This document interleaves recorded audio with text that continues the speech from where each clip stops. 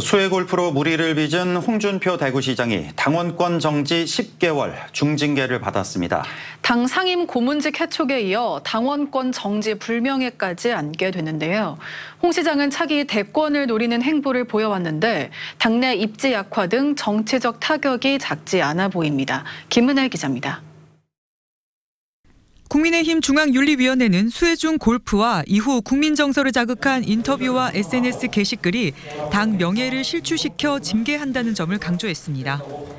특수한 상황과 시기 속에서 어떤 행동이 국민정서에 반한다. 이게 징계 사유입니다. 그래서 골프라는 것을 너무 강조하시면 안 되고, 그렇다고 해서 정치 공세에 대응 차원에서 하는 정치적 발언이나 정치적 표현의 자유를 윤리 규칙의 잣대로 제한하겠다는 것은 결코 아닙니다.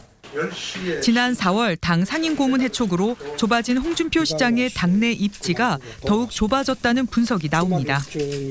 징계 절차가 시작되고 수위를 논의하는 동안 국민의힘 내부에서조차 홍 시장을 대변하거나 옹호하는 움직임은 찾아보기 어려웠습니다.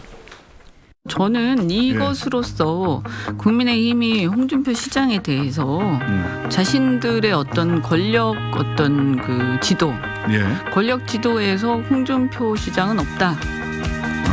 그걸 선언한 것이다. 라는 것을 선언한 걸로 봐야 되겠죠. 당원권은 내년 총선이 끝난 뒤에나 회복됩니다.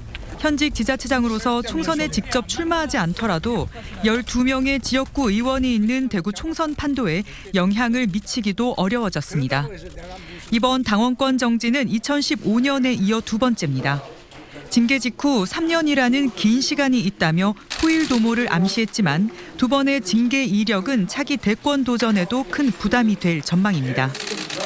홍 시장을 잠시 위축시킬 수는 있겠지만 그 대선을 바라보는 정치적 입지에는 큰 영향을 줄 것 같지는 않습니다. 그리고 또 홍 시장의 훈수를 다 없애지도 못할 것으로 보입니다. 다만 그렇다고 하더라도 이번 징계 이력은 향후에 대선 출마에서 상황에 따라 핸디캡이 될 수도 있을 것 같은데요. 당원권 정지로 정치적 입지는 약해지겠지만 선출직 단체장으로서 당장 시정 수행에는 큰 지장이 없어 보입니다.